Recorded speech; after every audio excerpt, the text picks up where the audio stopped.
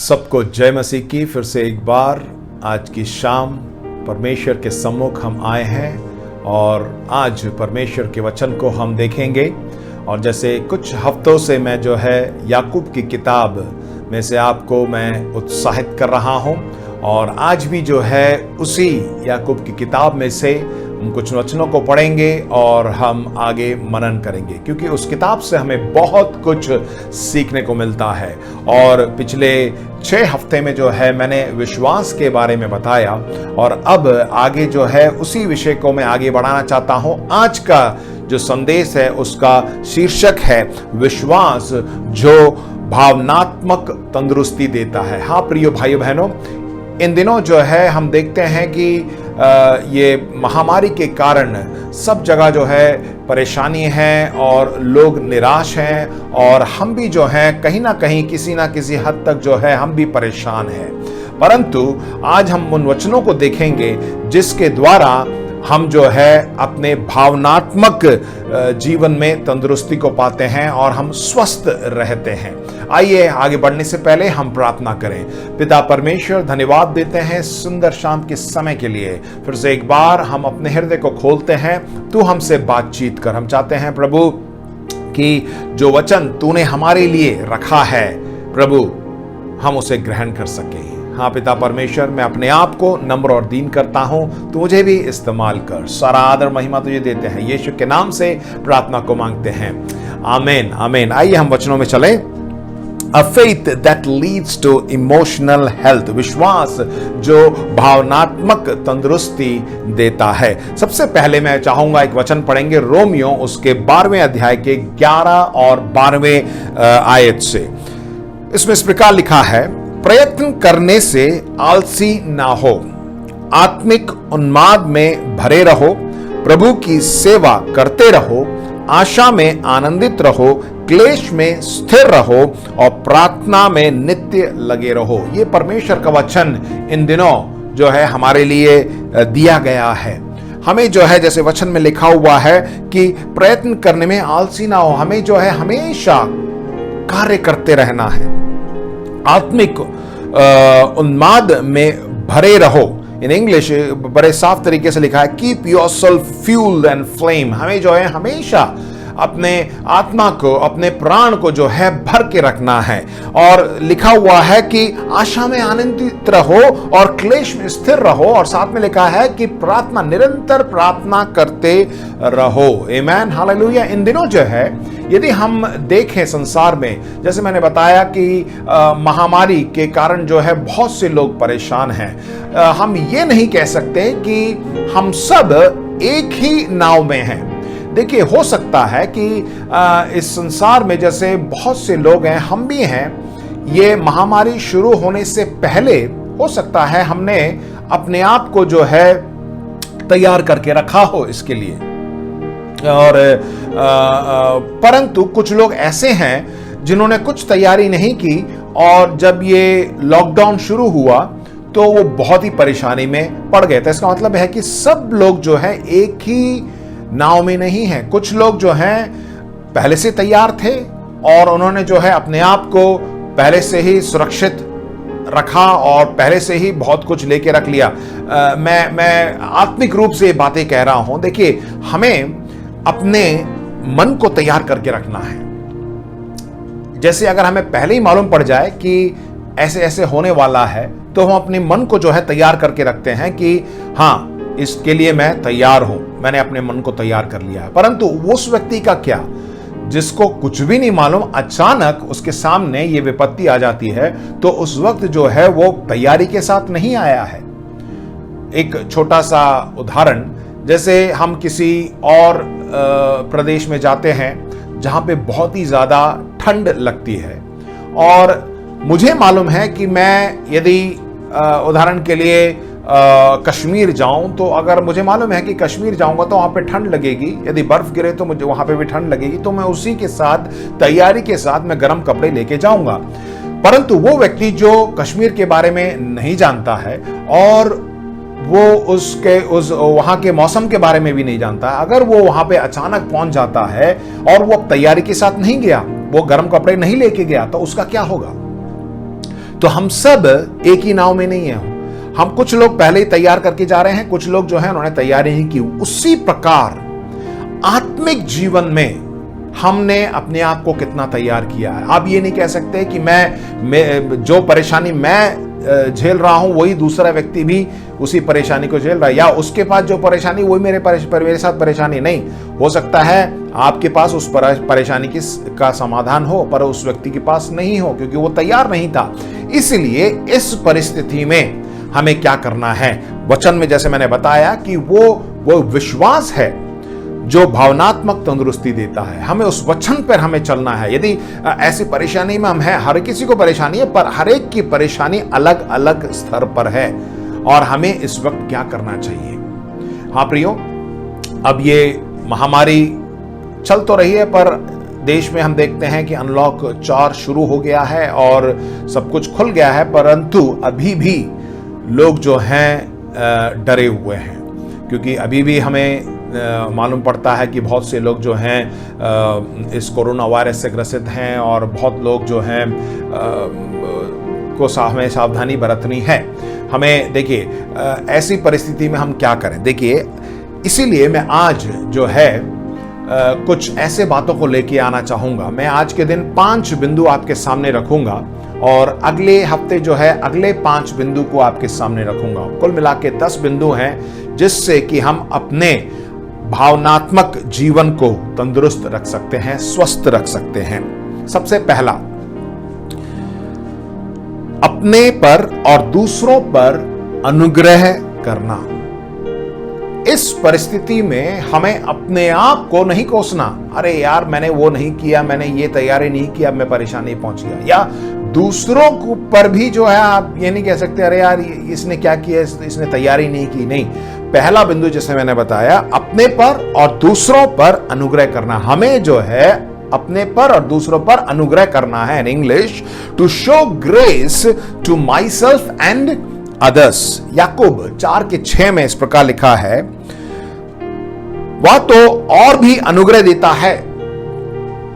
इस कारण यह लिखा है, परमेश्वर अभिमानियों के विरोध करता है पर दीनों पर अनुग्रह करता है।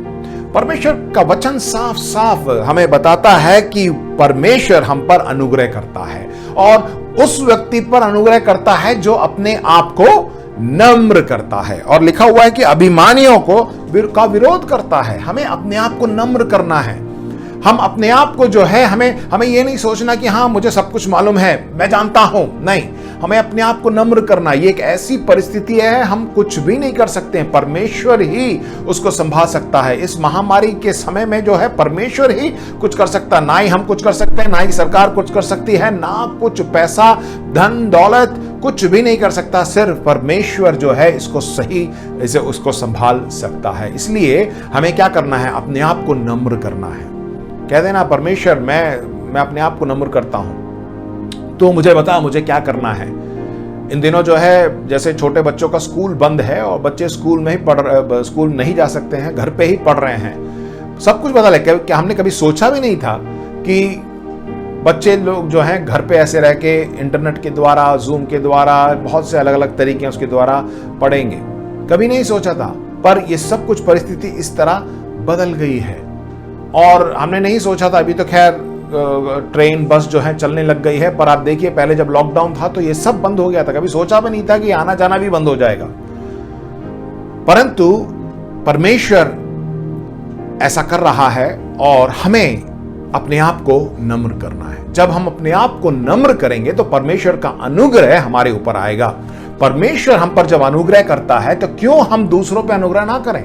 जैसा परमेश्वर ने हम पे अनुग्रह किया है वैसा ही हमें अपने ऊपर भी अनुग्रह करना है और दूसरों के ऊपर भी अनुग्रह को करना है। यह मेरा पहला बिंदु था। दूसरा बिंदु हम देखेंगे, हर एक दिन के आरंभ और अंत में अपने प्राण को भरना है। In English, start and end every day refuelling my soul.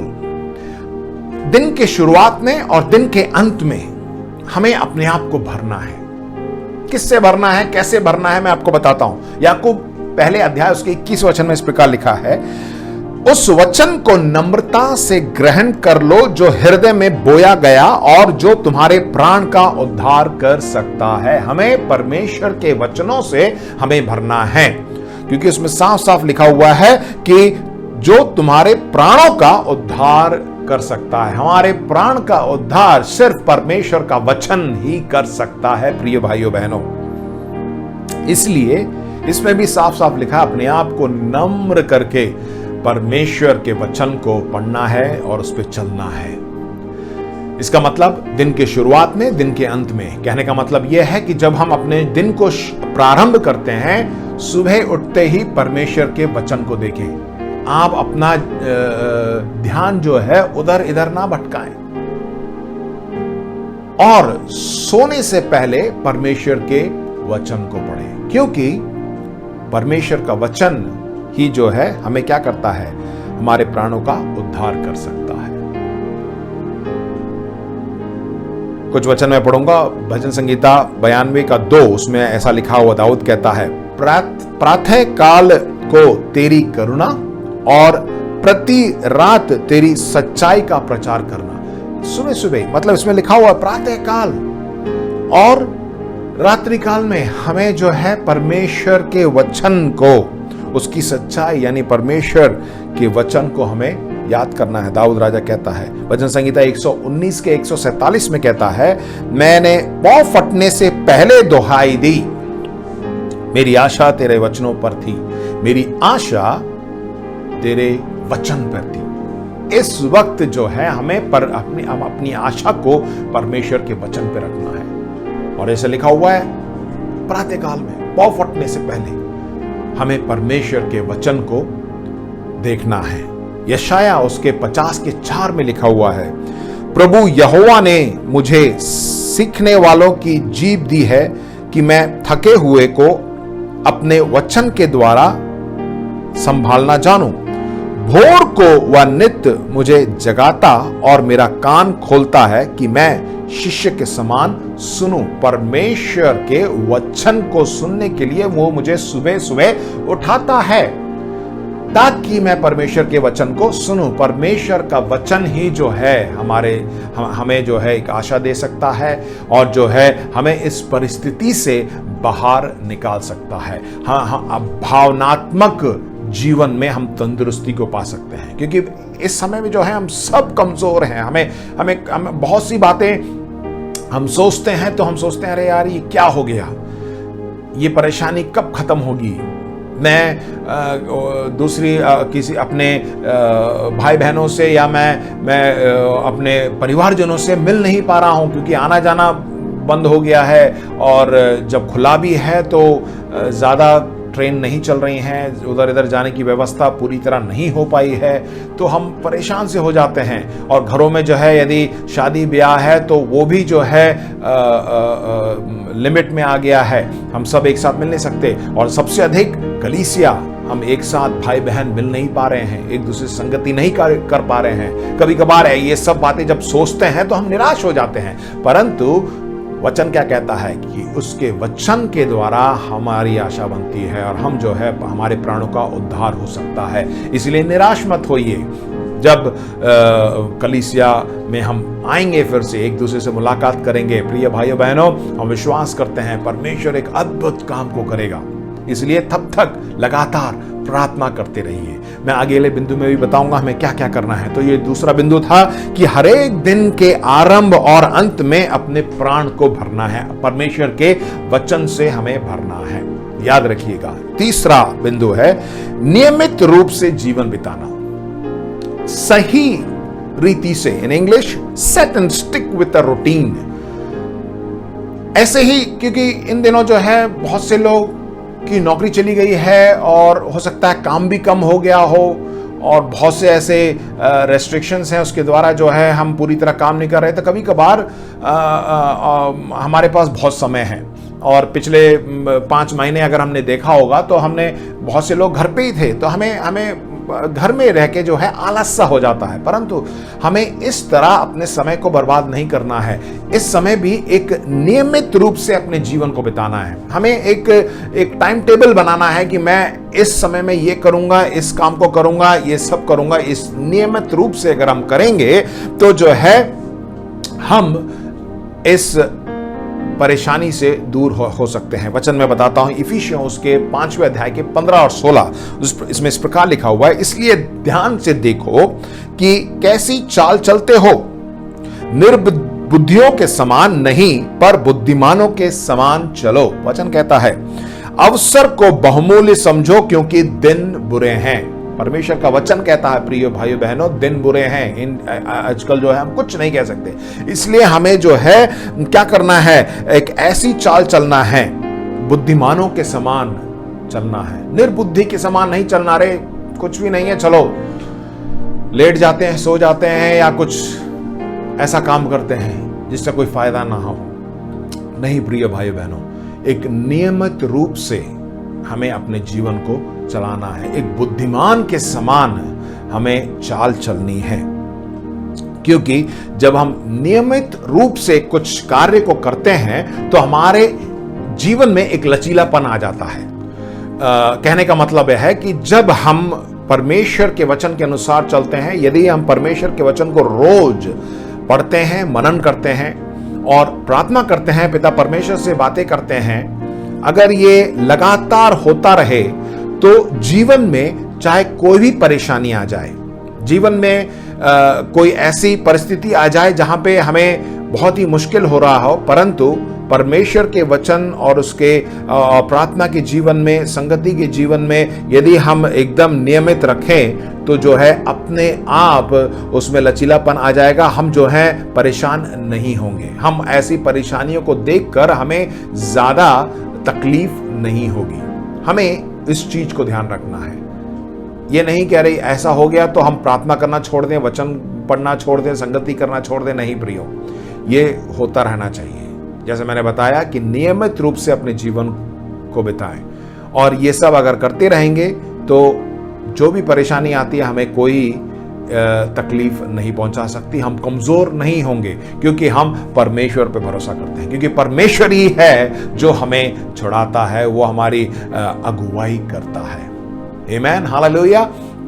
चौथी बात, ये बहुत ही महत्वपूर्ण बात है, अधिक समय समाचार या बाहर के सांसारिक बातों को ना सुने, इसको सुनना बंद कर दें। Stop watching so much of news and all the negative things। बहुत सी बार जो है जब हम घर पे बैठे हैं तो बहुत सी ऐसी बातें हमारे कान में आती हैं, अरे वैसा हो जाएगा, वो हो जाएगा, ये हो जाएगा। ये सब बातें कुछ भी नहीं तो बैठ के हम टीवी ऑन करते हैं। टीवी ऑन करके अगर आप देखेंगे, टीवी में जो भी समाचार आता है वो पूरी तरह उसमें सच्चाई नहीं है। हम उसको सुनकर हमारे दिमाग में नकारात्मक बातें आ जाती हैं। ध्यान रखिए, हम क्या सुबह उठते ही जो है हमें अखबार लेके नहीं बैठना है, सुबह उठते ही जो है अपना मोबाइल फोन लेके नहीं देखना है, क्योंकि उसमें जो है सच्चाई नहीं है। यदि मैं आपसे पूछूं कि आप में से कितने लोग टीवी में जो समाचार या न्यूज चैनल दिखाया जाता है उस पर आप विश्वास करते हैं? ज्यादा लोग नहीं उठाएंगे हाथ को। यदि मैं आपसे कहूं कि कितने लोग जो समाचार पत्र है, जो अखबार आता है, उस पर विश्वास करते हैं, आप में से ज्यादा लोग हाथ को नहीं उठाएंगे। परंतु ये मैं पूछूं कि कितने लोग बाइबल के वचन पर विश्वास करते हैं, हम में से सब लोग अपने हाथों को उठाएंगे। परंतु देखिए, हम सबसे ज्यादा समय किसमें हम व्यतीत करते हैं? परमेश्वर के वचन जिस पे हम विश्वास करते हैं उसमें, या समाचार पत्र में, टीवी चैनल में, अखबारों में? अपने आप को जांच के देखिए।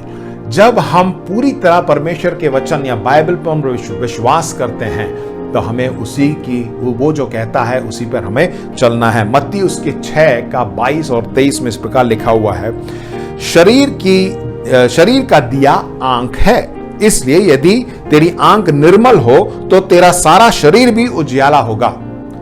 देखिए हम क्या देखते हैं, परंतु यदि तेरी आंख बुरी हो तो तेरा सारा शरीर भी अंधियारा होगा।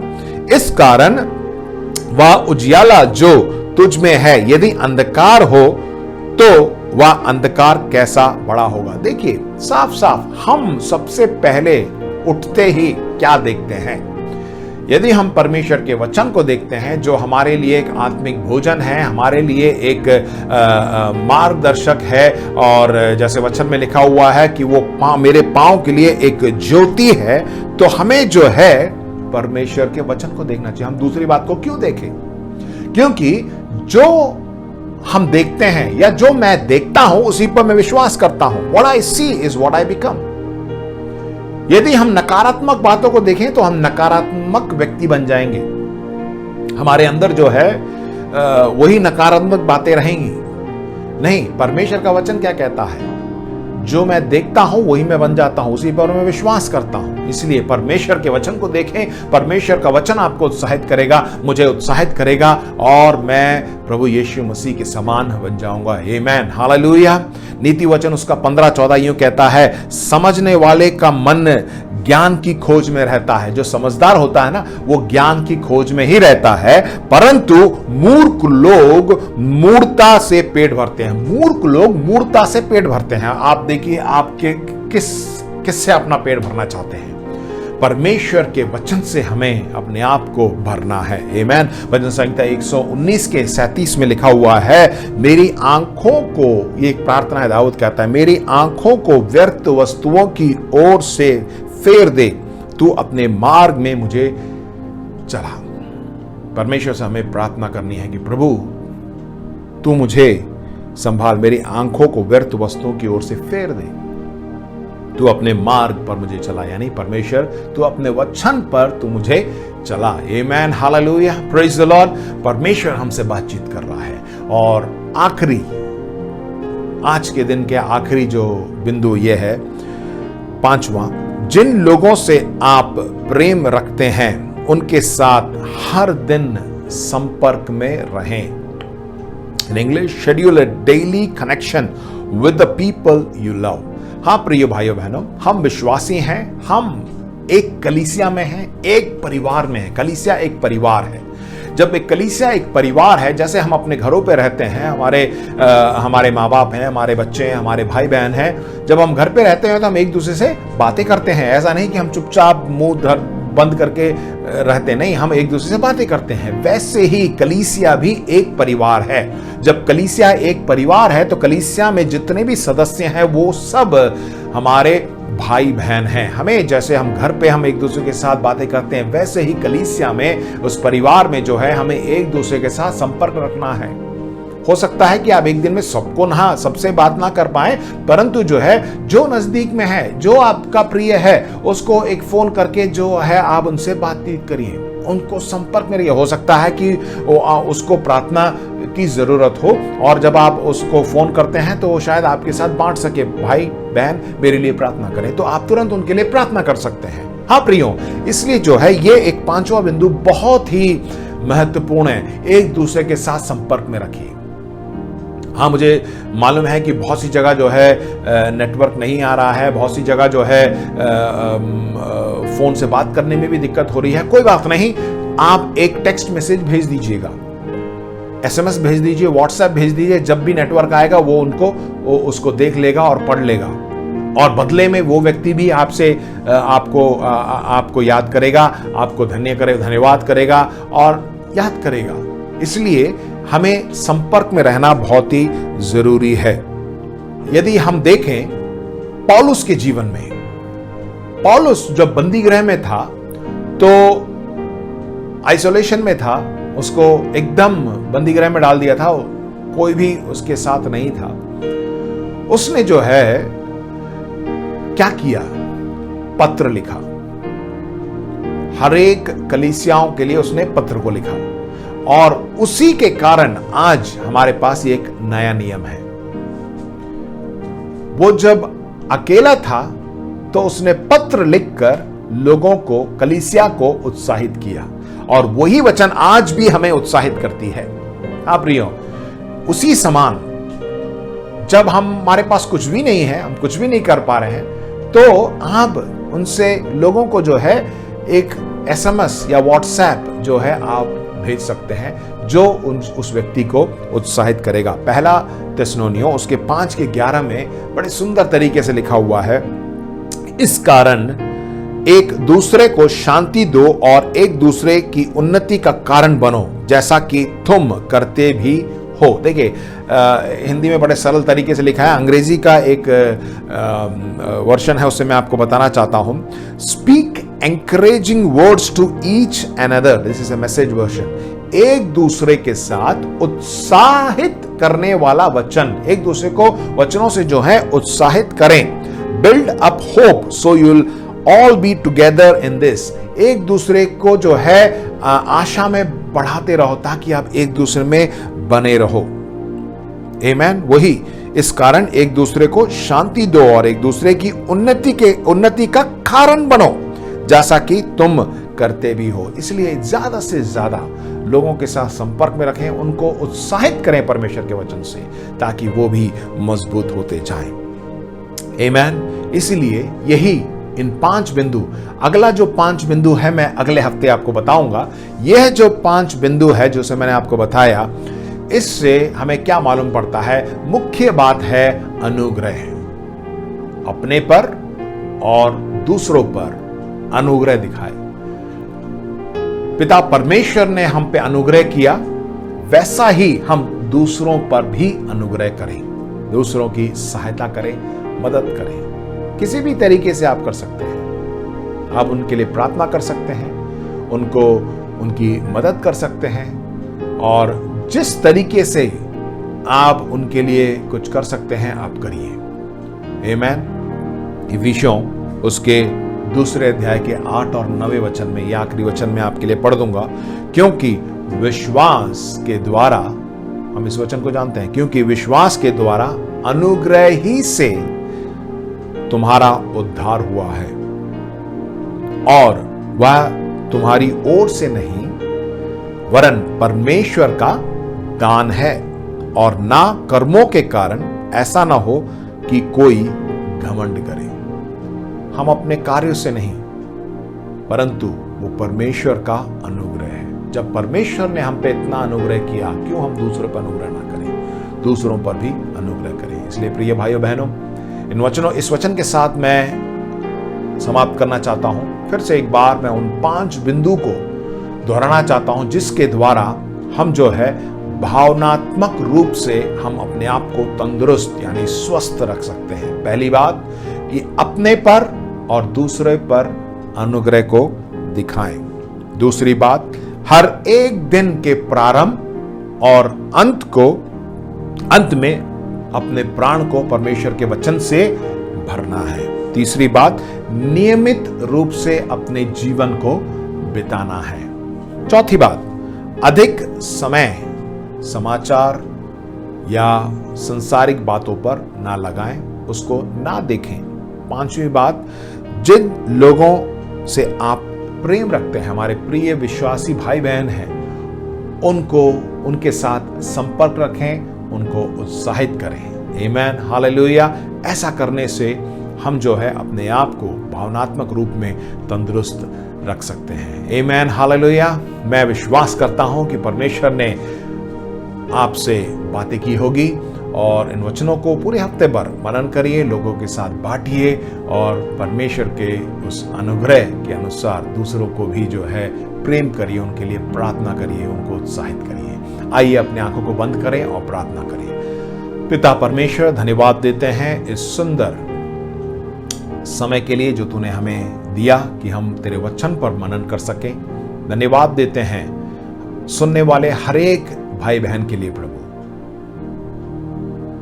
हर एक से तूने बातें की हैं, इसलिए तेरा धन्यवाद। पूरे हफ्ते भर तू हमारी सहायता कर, मदद कर। हम तेरे वचन से प्रभु अपने प्राण को भर दें, और प्रभु तेरा वचन जो है हमें सामर्थ देता है और हमारी अगुवाई करता है। धन्यवाद देते हैं। फिर से एक बार अपने आप को नम्र और दीन करते हैं। तू हमारी अगुवाई कर। सारा आदर, महिमा, अधिकार तुझे देते हैं। प्रभु यीशु मसीह के पवित्र नाम से इस प्रार्थना को मांगते हैं, आमीन।